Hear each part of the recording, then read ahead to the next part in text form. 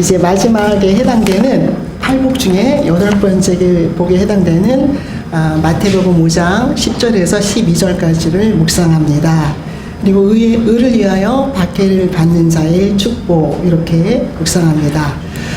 사랑하는 성도 여러분, 여러분들이 한 가정을 세워나가는데, 혹은 한 공동체를 세워나가는데, 아니면 어떤 단체가 한 공동체나 한 나라를 세워나가는 데에 걸리는 시간이 얼마나 될까요?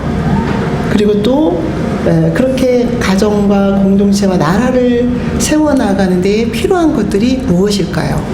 아니면 필요한 어떤 것들을 가지고 그 시간을 경과하는 과정 속에서, 시간을 지나는 그 과정 속에서 고난이라는, 또 박해라는, 또 어려움이라는 것을 얼마만큼의 시간으로 보내야 될까요? 우리는 이렇게 질문할 수 있습니다. 그렇다면은 한 가정이 세워나가는 데에, 그리고 한 공동체가 세워나가는 데에, 어떤 한 나라가 세워지는 데에는 필요한 만큼의 시간도 필요하고, 그리고 그 공동체나 그 단체는 고난이라는 혹은 어려운 시기라는 것을 비켜갈 수 없다는, 언젠가는 만나게 되고 또 때로는 반복해서 만날 수 있다는 것을 우리는 삶을 통해서 다 체득해서 알고 있습니다. 그렇습니다. 그런데 오늘 말씀은 우리가 예배자로 서면서, 그렇다면 하나님 나라의 백성들로서, 하나님 나라의 백성으로 소속된 우리가 그 나라를 지키고 그 나라에 소속된 백성으로 살아갈 때에 우리가 만나는 고난은, 또 우리가 만나는 기쁨은, 또 우리가 반드시 거쳐야 되는 그 아픔의 시간들은 무엇이고, 또 우리는 어떻게 견뎌야 하며, 또 하나님은 그런 우리를 향해서 어떤 얘기를 들려주고 있을까? 그렇게 한번 질문을 하면서 설교를 시작하고자 합니다. 오늘 우리는 사실은 우리 주님께서 가장 먼저 주님의 메시지를, 주님의 복음을 전하는 첫 마디가 천국이 가까이 왔다는 것을 선포하는 것으로 시작합니다. 천국이 가까이 왔다라는 그 하나님의, 예수님의 말씀은 사실은 우리가 믿고 있는 우리 주님이 머리가 되신 교회의, 그리고 기독교의 대표적인 말씀으로도 우리가 이해할 수 있습니다. 그렇습니다. 그렇게 천국이 가까이 왔다는 예수님께서 하나님 나라를 선포하고 또 그 천국에서 누리는 축복에 대해서 오늘 마태복음 5장은 팔복의 8번째에서 또 말씀하고 있는 것을 우리는 듣게 됩니다. 그렇습니다. 그렇다면 천국에서 누리는 축복은 무엇이고, 또 어떻게 우리는 그것을 만날 수 있으며, 또 어떻게 누리며 살아야 하는가? 마태복음 5장 10절에서는 이렇게 이야기합니다. 의를 위하여 핍박을 받는 자는 복이 있나니 천국이 저희 것임이라, 이렇게 이야기합니다. 의를 위하여 핍박을 받는 자, 혹은 박해를 받는 자로도 해석되어 있는데, 박해를 받는 자는 천국이 저희 것이라는 얘기를 우리에게 들려줍니다. 천국을 우리에게 약속하고 있는 것을 우리는 말씀을 통해서 만나게 됩니다. 10절에서 천국이 우리의 것이라고 이야기하고 있는데, 그 천국은 하나님 나라이고 하나님의 통치가 이루어지는 나라이면서 공간이고, 그리고 안전하신 하나님과 우리가 만나서 살아가는 그런 삶의 공간은 신앙의 공간, 믿음의 공간으로 우리는 이해할 수 있습니다. 그리고 그렇기 때문에 이미 존재했고 앞으로도 존재하실 것이고, 이미 임했고 앞으로 임할 그런 하나님의 나라에 대한 그런 선언은 우리를 숨쉬게 해요. 우리를 기쁘게 합니다. 우리를 기대하게 해요. 우리가 천국을 소망하고 또 이미 천국 가운데 살아가는구나, 천국의 백성이구나 하면서 우리의 자존감을 굉장히 업그레이드 시키는 그런 축복의 말씀입니다. 그런데 그런 천국을 약속하고 있는데, 그런 천국에 대한 약속 앞에 조건이 있어요. 그 조건을 보니까 의를 위하여 핍박을 받는 자는, 이렇게 이야기합니다. 의를 위하여 핍박을 받는 자에게 주어지는 축복이 천국이라는 것이죠. 그 천국에 살아가는 사람은 하나님과 동행하는 삶, 하나님과 함께하는 삶, 너무 기쁨이 충만한 그런 시간들을 보내는 백성임에 분명한데 그들에게도 의를 위하여 핍박을 받는 시간과 사건이 비켜가지 않는다는 것을 오늘 성서가 이야기하고 있습니다. 그렇다면 의라는 것은 무엇일까요? 의를 위하여 박해를 받는다?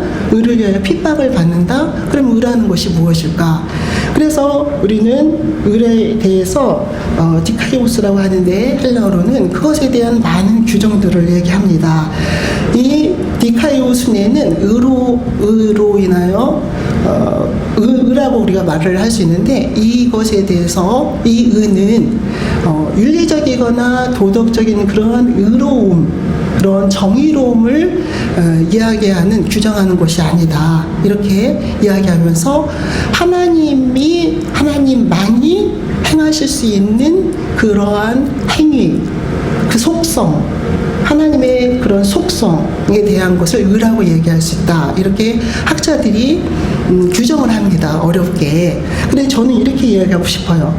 10절에서 의를 위하여 핍박을 받는 자는 복이 있나니 천국이 저희 것입니다. 이렇게 선언하시고 11절에서 어떻게 이야기하냐면 나를 위하여 너희를 욕하고 핍박하고 거짓으로 너희를 거슬려 모든 악한 말을 할 때에는 너희에게 복이 있나니, 이 말씀 10절과 11절을 같이 묶어서 우리가 이해하면 의를 위하여 핍박을 받는 자의 복이 10절에 있고 11절에는 나를 인하여 너희를 욕하고 핍박받는다는 거죠.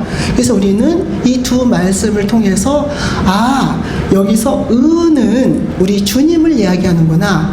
의가 바로 주님이시고 주님이 의라는 것을, 왜냐하면 아까 말씀드린 것처럼 디카이오스네는 의를 표현하는 헬라어인데 이것은 윤리적이거나 도덕적인 것을 말하는 것이 아니라 하나님의 속성을 이야기한다고 볼 때에, 그렇다면은 10절과 11절을 통해서 의는 우리 주님이시고 주님이 바로 의라는 것을 우리는 이해할 수 있습니다. 그렇다면은 우리 주님을 믿고 그분을 섬기고 그분이 이루어 나가는 그 하나님 나라의 통치 아래에 있는 우리에게 우리 주님 때문에 핍박과 또 거짓으로 욕하는 것과 또 우리를 비난하는 그 비난이 비켜가지 않는다는 것을 이 성서가 이야기하고 있구나라는 것을 우리는 알 수 있습니다. 그렇습니다. 의 자체이신 예수 그리스도를 통해서 의를 자체이신 예수 그리스도를 섬기는 우리에게 핍박과 욕과 거짓이 우리를 향해서 기억하지 않는다는 것을 오늘 성서는 이야기합니다. 그런데 그렇습니다. 그렇게 이 10절과 11절을 통해서 우리에게 분명하게 얘기해 줄 뿐만 아니라 다른 성경의 부분에서도 이야기합니다. 예를 들면 요한복음 16장에서 18절에서 20절까지 살펴보면 세상이 너희를 미워한다는 것을 의미해요. 너희를 미워하면 너희보다 먼저 나를 미워한 줄을 알라. 그리고 그 뒷부분에 보면 사람들이 나를 핍박하였은즉 너희도 핍박할 것이다. 이렇게 이야기를 하고 있습니다. 그 자체이시고 그리고 하나님의 아들 예수 그리스도를 인하여서 우리는 핍박을 받는다는 것을 예수님께서 분명히 이야기하고 있는 것을 보게 됩니다. 그렇다면 왜 우리 주님을 믿고 따르는 것이 핍박과 또 우리를 향한 욕설과 비난을 비켜가지 않을까요? 이 핍박이라는 것이 무엇일까? 저는 말씀을 준비하면서 이제 핍박이라고도 번역하고 요즘은 좀 약간 순한 말로 박해라고도 번역을 했어요. 그러면 이 핍박이라고 말하는 왜 핍박을 받는다고 했을까? 이 디오코라고 표현해요. 오늘 헬라어를 제가 좀 많이 쓰죠. 전공은 히브리어인데 이 디오코는 뒤를 쫓아가다, 뒤쫓아 달리다, 아니면 무엇을 추구하다, 이런 다양한 의미가 있다고 해요. 그런데 성도들은 왜 핍박을 받냐면 세상 사람과 구별돼요. 교회 안의 사람들은 구별되는 거죠. 세상 사람들과. 왜냐하면 세상이 모르는 주님을 알고 있어요. 근데 이 주님의 사람들, 천국의 사람들은 주님에게만 올인하는 거예요. 하나님에게만. 근데 사랑하는 성도 여러분, 주님이 보입니까? 안 보이잖아요. 우리는 증명할 길이 없어요. 그래서 세상 사람들을 눈에 볼 때는 이 안 보이는 무엇인가에 정신을 다 팔려서 삶의 의미를 거기에 다 걸고 살아가는 특별한 사람들로 보인다는 거죠. 그렇기 때문에 세상과 충돌할 수밖에 없어요. 세상 사람들은 보이는 것을 보임에도 불구하고 두드리고 지나가는 그런 사람들인데, 여기 안전한가? 이렇게. 이 주님을 믿는 천국의 백성들은 보이지 않는, 본인 세상이 볼 수 없는 하나님을 쫓으며 그분에게 올인하며 그분의 말씀에 따라서 삶의 기준을 정하는 특별한 존재인 거죠. 그렇기 때문에 그런 특별한 존재가 어떻게 될까요? 눈에 띄죠. 그런데 저는 이렇게 생각해 보고 싶어요. 사랑하는 성도 여러분, 사랑이 눈에 보입니까? 사랑은 눈에 보이지 않아요. 그렇지만 사랑이 존재하죠. 바람이 눈에 보일까요? 바람은 눈에 보이지 않아요. 그런데 존재하잖아요. 태양은 보이지만 태양빛은 존재하지 않아요. 그런데 그 태양빛이 한겨울에 우리에게 얼마나 간절합니까? 그리고 그 태양빛이 한겨울에 우리에게 주는 그 따스함은 이루 말할 수 없어요. 뭐 태양빛에 대해서 과학적으로 분석하면 많은 것들이 있죠. 뭐 비타민 D도 갖게 하고 뭐 다양한 얘기를 하겠지만, 그렇기 때문에 분명히 보이진 않지만 존재하는 하나님인데 그 하나님에게 올인하는 우리들, 삶의 의미를 거기에 올인하는 우리들이 세상 사람들과 충돌하죠. 내가 모르는 하나님, 내가 인정할 수 없는, 내가 보이지 않는 그 하나님에 올인하는 무리들, 그 무리들이 당연히 세상과 충돌할 수밖에 없기 때문에 박해는, 핍박은 비켜갈 수 없는 부분이라는 거죠. 그래서 우리는 그렇게 세상에 이해받기 어려운 존재들이기 때문에 박해를 받을 수밖에 없고, 그리고 실제로 인류 역사에서, 특별히 기독교 역사로 축소에 더 들어가 보면 기독교인들의 박해의 역사가 얼마나 가슴 아프게 남겨져 있습니까? 우리가 너무나도 잘 알고 있는 것처럼 로마의 기독교 박해는 AD 64년 네로 황제 때 시작해서 313년 콘스탄티누스에 의해서 기독교가 공인될 때까지 약 250년간 이어졌어요. 근데 그 박해의 역사를 살펴보면 박해의 역사를 1차, 2차, 3차까지 쭉 길게 살펴보면 제가 발견한 공동점이 하나 있어요. 그 박해의 원인은 사실은 정치적인 것과 경제적인 것과 굉장히 맞물려 있어요. 그래서 이 기독교인들을 박해하는데 굉장히 정치적인 그러한 이권, 또 정치적인 것을 자기 정권을 더 확보해야 하고 굳히기 위한 어떤 수단으로 짓밟힌 게 기독교라는 거죠. 하나님을 믿는 백성들이었다는 거예요. 그러니까 그들이 물론 특별히 세상과 구별되기 때문에 세상과 충돌하는 그런 부분들도 있지만, 그런 신앙의 모습 때문이라기보다는 내가 내 정권을 유지하는 데에 필요한 어떤 돌파구를 찾아야 할 때에 그때 하나님을 믿는 백성들을 수단으로 삼은, 사실 기독교 역사를 박해의 내용을 살펴보면 그래요. 간단하게 이제 얘기를 하자면, 예를 들면 5차 박해 같은 경우에는 뭐 1차, 2차 쭉 나누는 경우에 2002년에 셉티무스 세베루스 치하에서 일어났다고 해요. 근데 이 왕은 사실은 모든 종교를 다종교로 인정하고 싶었던 거죠.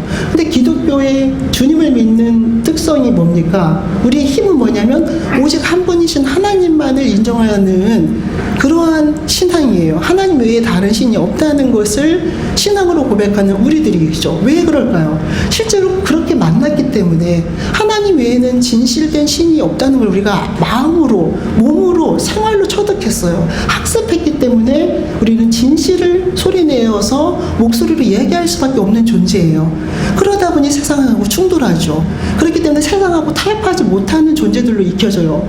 왜냐하면 많은 신들이 있다는 걸 인정하고 그들 중에 너희 신도 하나인데 같이 이렇게 같이 화합해서 가자고 하는데 우리는 no, 우리는 그럴 수 없거든요. 진리는 딱 한 분이신 하나님밖에 없다는 것을 주장하기 때문에 더 극단적으로 타협하지 못하고 충돌되는 것처럼, 그래서 우리는 박해를 받을 수밖에 없는 거예요. 그런데 사실은 5차 박해가 septimus severus에서 이루어졌고 그 다음 왕은 이 기독교를 공인해요. 공인한다기보다 인정해 주는 거죠.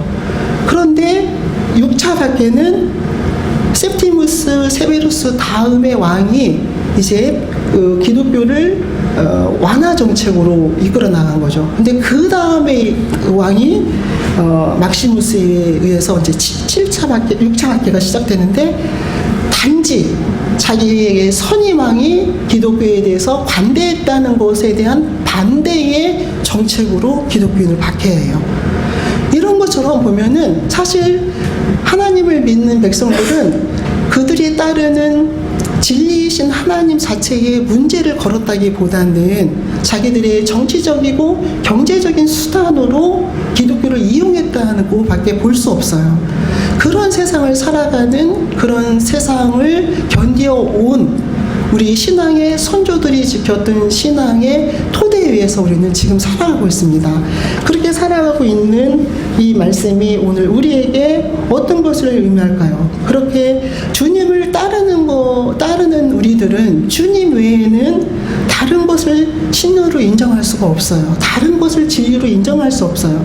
그래서 한 분 하나님만을 믿으며 그분만이 참 하나님이라는 것을 주장하기 때문에 타협하지 못하는 그런 존재로 비춰줄 수밖에 없고, 그래서 우리는 더욱 박해를 받을 수 없는, 비난을 받을 수밖에 없는 그러한 신앙의 소유자라는 거죠. 그런 신앙의 당지자라는 것을 우리가 분명하게 인식할 수 있어야 된다는 거죠.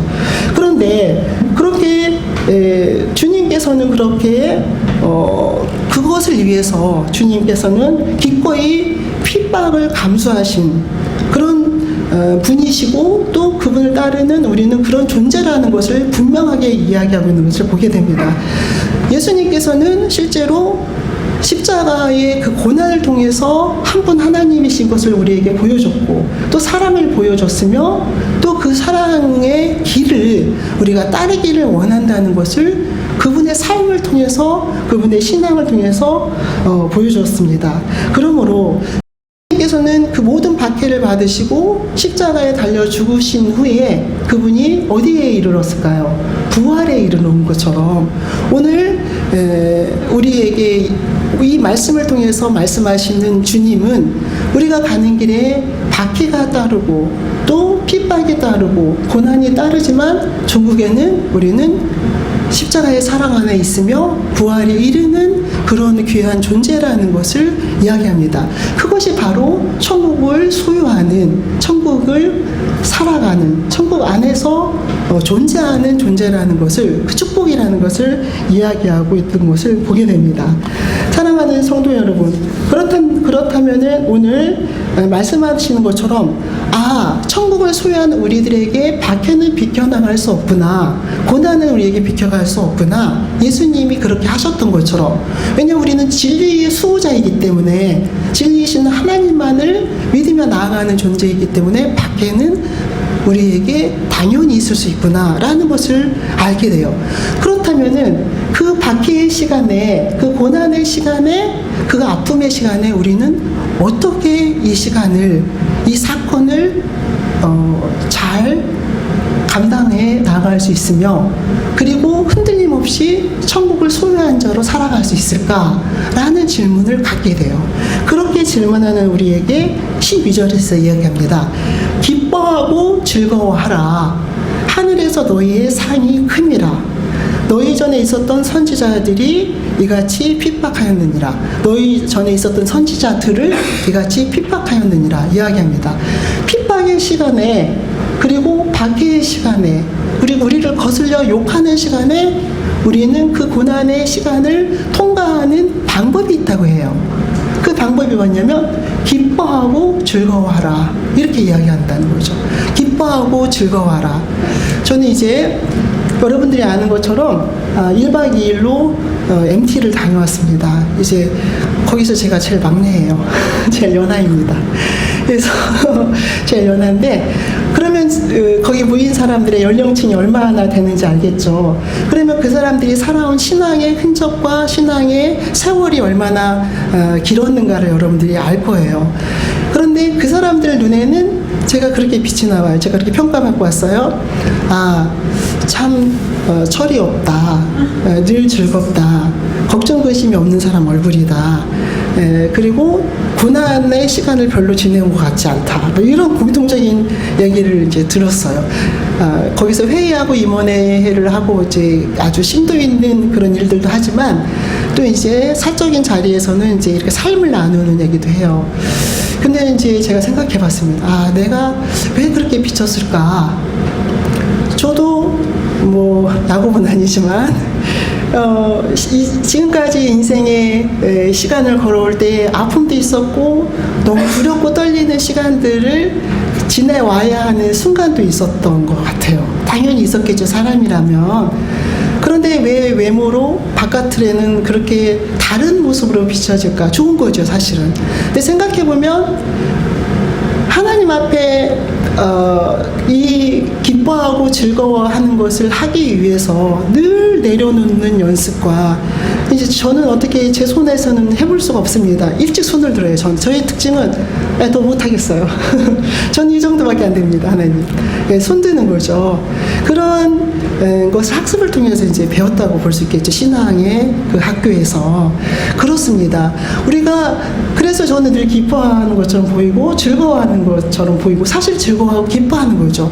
그런데 고난의 시간을 많이 보냈지만 깊은 보냈을 것인데 여러분들이 그 깊은 고난의 시간에 실제로 하나님을 만나면 우리는 기뻐할 수밖에 없어요. 왜냐하면 그 무거웠던 감당할 수 없었던 짐을 내려놓는 그 희열이라는 것은 그 환희라는 것은 무엇과도 비교할 수 없을 만큼 우리를 숨쉬게 하거든요. 고난으로부터 우리를 숨쉬게 하고 우리를 전혀 다른 천국으로 우리를 안내하는 것을 경험케 해요. 그렇다 보면 그 기쁨이 계속해서 모아지는 거죠. 그러면 그 다음도 그렇게 할 수 있다는 것을 알게 됩니다. 근데 오늘 얘기해요. 기뻐하고 즐거워하라. 사실 핍박이 우리에게 몰려오고 어려움이 몰려왔는데 거기에서 기뻐하고 즐거워한다는 것은 이거는 무슨 공감이 없는 이상한 그 족속으로 비칠 수 있어요. 근데 우리가 그런 건 아니잖아요. 우리가 고난의 아픈 건 정말 사실이에요. 그리고 또 우리에게 핍박이 고통스러운 건 분명해요. 그런데 우리는 그 고통과 아픔으로 쓰러지고 말 것인가? 그럼에도 불구하고 우리는 기쁨과 즐거움을 유지하며 하나님을 바라며 앞으로 나아갈 것인가? 선택이라는 거죠. 오늘 조조선사님이 기도한 것처럼 우리 삶은 선택의 연속이에요. 그런데 오늘 하나님이 우리를 향해서 가장 강력하고 변할 수 없는 큰 목소리를 얘기한다는 거죠. 핍박이 오느냐? 진리의 담지자로서 진리만을 지키고 살아가는 때에 우리를 욕하고 거슬려서 우리를 박해하느냐? 그때 그 박해의 시간에 그 고난의 시간에 너희를 강력하게 붙들어줄 수 있고 너희들 탈선하지 않도록 유지시켜주는 것은 기쁨이고 즐거움이라고 얘기한다는 거죠. 기뻐하고 즐거워하라. 이것은 왜 그럴까요? 지금 기뻐하고 즐거워한다는 것은 소망을 갖는다는 거예요. 반드시 하나님이 이 고난을 거두어 주신다는. 그리고 그 십자가의 시간이 지나면 부활이 있다는 것을 우리에게 얼마만큼 명백하고 정확하게 보여주셨습니까? 그게 우리에게 있다는 거죠. 그런 소망이 있기 때문에 우리는 주님으로 인해서 핍박하고 욕하고 거슬려서 우리를 박해할 때 우리는 기뻐할 수 있고 또 즐거워할 수 있다는 거예요. 사랑하는 성도 여러분, 그러면 조금 다르게 한번 생각해 봅시다. 우리가 주님으로 인해서 핍박을 받고 고난의 시간을 보내는 그러한 삶을 살아갈 때에, 그런 텀을 살아갈 때에 그 고난이 싫어서 그리고 그 핍박이 너무 버거워서 우리가 만약에 주님을 놓아버린다면 어떤 일이 벌어질까요? 주님을 놓아버린다면 핍박이 사라질까요? 고난이 사라질까요? 아니죠. 그렇지 않아요. 너무나도 단순하고도 명백한 진리예요. 그렇다면 우리는 반드시 주님을 붙잡아야 된다는 거죠. 기뻐하고 즐거워해서 주님께서 우리에게 그 고난을 같이 견디고 그 고난의 시간이 지났을 때 놀라운 하나님의 상이 기다리고 있다는 것을 오늘 말씀을 통해서 약속하고 있습니다. 기뻐하고 즐거워한다는 것은 무엇을 의미할까요? 여러분들 기쁨과 즐거움이 우리 인체에 실질적으로 생물학적으로 의학적으로 얼마나 큰 유익함이 있다는 것을 알고 있잖아요. 작은 예를 하나 들어보겠습니다. 노만 카슨슨이라는 그러한 사람이 있었어요. 근데 그 사람이 어느 날 특별한 병에 걸리게 된다고 해요. 강직성 척수염에 걸리게 돼요. 그래서 루마티스 관절염의 일종으로 뼈와 뼈 사이에 염증이 생기게 돼서 이제 완치율도 굉장히 낮고 50 정도의 사망에 이를 수 있는 그런 아주 위험한 병이라고 합니다. 근데 이 병에 걸리게 된 노만 카슨스는 너무 억울한 거예요. 억울하죠. 열심히 살았는데 50대에 그런 병에 걸렸다는 게 너무 억울한 거죠. 그래서 어느 날 우연히 한 교수가 지은 삶의 스트레스라는 책을 보게 돼요. 근데 그 책에 이런 얘기가 있었다고 해요. 마음의 즐거움은 양약이다. 이런 표현을 이제 접하게 됩니다. 그래서 그 표현을 접하면서 이제 그 책에 설득을 당한 거죠. 그래서 그 책을 보면서 이제 웃기 시작한 거예요. 늘 즐거워하고 기뻐하고. 그런데 어느 날 이 펴지기 힘들었던 손가락 하나가 딱 펴지기 시작한 거죠. 그래서 더 적극적으로 즐거움을 추구하고 기쁨 속에서 살아가는 그런 시간을 보내면서 실제로 완쾌된 거예요. 그러니까 임상 실험이 된 거잖아요. 기쁨이 인체에 미치는 효과, 아니면 질병을 낫게 하는 힘, 이런 것을 스스로 의사도 아닌 사람이 경험하게 된 거죠. 그래서 이 노만 카슨스는 이제 우클라 대학의 자기의 경험을 바탕으로, 그래서 웃음에 대한, 기쁨에 대한 그러한 것이 얼마만큼의 건강에 영향을 미치는가에 대한 연구를 의사들과 조인해서 하게 돼요. 그래서 그 책이 뭐냐면 질병의 해부학 이런 게 있다고 해요. 전 읽어보진 않았지만. 그리고 거기에 나오는 이제 주목할 만한 표현은 웃음은 방탄조끼다, 이런 표현이 있다고 합니다. 이렇게 세상 사람을 통해서, 그리고 세상 사람의 삶의 경험을 통해서 그렇게 증명된 것이 웃음과 기쁨의 힘이라는 것은 우리 모두도 알고 있어요. 굳이 노만 카슨슨의 삶을 비교해서 설명하지 않더라도 기쁨과 즐거움이 주는 것은 얼마만큼의 큰 힘이 있다는 것을 우리 모두는 알고 있습니다. 그런데 하물며 오늘 우리 주님께서 성서의 말씀을 통해서 너희가 의로 인해서, 또 너희의 신앙으로 인해서, 믿음으로 인해서 받게 받는 그 박해, 그 아픔, 또 비난받는 그 비난, 또 고난의 시간에 그것을 탁 깨치고 일어날 수 있는 것이 기뻐하고 즐거워하라, 이렇게 얘기하고 있다는 거예요. 그렇다면은 실제로 과학적인 그런 임상 시험을 통해서도, 또 많은 사람이 주창하는 그 주장을 통해서도 우리는 알고 있는 그 기쁨과 즐거움의 힘. 그런데 더군다나 오늘 주님께서 우리에게 직접 들려주시는 그 이야기에 우리는 순종할 수 있어야 한다는 거죠.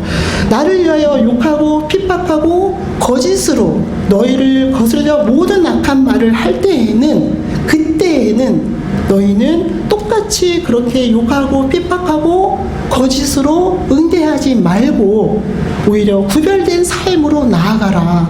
그 구별된 삶은 기뻐하고 즐거워하는 거죠. 왜냐하면 이 안에 주님이 꽉 차 있는데 같이 그렇게 하는 게 아니라 주님이 가득 차 있는 성령 충만한 사람으로 내 의지와는 다르더라도 내 의지를 내려놓고 주님이 말씀하시는 그 말씀대로 기뻐하고 즐거워하라. 그래서 그 시간이 오히려 더 하나님과 깊어지는 시간, 그리고 그때 내 안에 비로소 하나님 나라가 이루어지는 시간, 내 삶의 현장에 하나님이 통치하는 그 시간으로, 그렇게 하나님의 통치가 넓어지는 시간으로 만들라고 이야기합니다. 그래서 12절에서 있는 것처럼 기뻐하고 즐거워하라, 하늘에서 너희 상이 크다 이야기합니다. 사랑하는 성도 여러분, 여러분들은 지금까지 살아오시면서 받은 상이 얼마나 많습니까? 많죠? 저도 어렸을 때 저희는 칠형제잖아요. 칠형제가 하나씩만 받아와도 7장이에요, 상이. 우리 아버지가 상장으로 도배를 했던 것 같아요. 왜냐하면 아버지는 입장에서는 이게 너무 자랑스러운 거죠. 자녀들이 받아오는 상. 얼마나 상이 많았습니까? 그래서 벽에 저희는 딱 상이 이렇게 딱 선반에 쫙 걸려 있었던, 우리에게 우리의 자존감을 높이며 또 우리가 뭔가 다시 도전할 수 있는 그러한 힘이 되어지는 그런 촉매제가 되어진 역할을 하잖아요. 그런데 예수님이 어린아이에게 말씀하듯이 그렇게 이야기합니다. 기뻐하고 즐거워하라. 하늘에서 너희 상이 크다는 거죠. 그럼 그 상은 뭘 의미합니까? 앞부분에 10절에서 말씀한 것처럼 천국이 너희 상이다. 상으로 너희들은 천국을 받게 된다는 거잖아요. 그렇죠? 그렇습니다. 사랑하는 성도 여러분, 의를 위해서 보내는 그 시간에 우리는 기뻐하고 즐거워하는, 우리는 단지 기뻐하고 즐거워했을 뿐인데 거기에 주어지는 게 뭐냐면 상이라는 거예요. 천국이라는 거죠. 그렇죠. 오늘 얘기합니다. 그렇게 상에 대해서 상을 이제 미스토스라고 얘기해요. 헬라어로. 그렇습니다. 우리가 의를 위해서 보내는 시간을 기뻐하고 즐거움으로 보낼 때, 그런 시간으로 우리가 엮어갈 때 우리에게 주어지는 상, 미스토스는 무엇일까요? 우리의 삶의 에너지예요. 그래서 그 에너지는 또 말씀드린 것처럼 철없는 사람처럼 그렇게 늘 웃고 기뻐하고, 그래서 그 기쁨이 내 안에 가득 차기 때문에 다른 사람에게 영향력을 미칠 때에 근심과 핍박과 박해가 아니라 어떻게 즐거움과 기쁨으로 선한 영향력으로 나타난다는 거죠. 그러면 우리 삶의 순환을 그릴 수 있어요. 기뻐하고 즐거워하는, 핍박이 있음에도 불구하고 기뻐하고 즐거워하는, 그러면 계속 기쁨과 즐거움으로 순환된다는 거죠. 그 순환이 태양처럼 따뜻한 온기처럼 다른 사람에게 전달되는 삶으로 나아갈 수 있다는 것을 또 우리는 알고 있습니다. 사랑하는 성도 여러분, 그렇게 여러분들이 보내는 그 주님으로 인한 박해의 시간에 그렇게 즐거움과 기쁨으로 엮어나가시고, 그때 주어지는 상, 그 에너지를 선한 영향력으로 만들어 나가는, 그렇게 천국을 담은, 천국을 소유한 사람으로 살아가시는 저와 여러분이 되시기를 축원합니다. 기도하시겠습니다.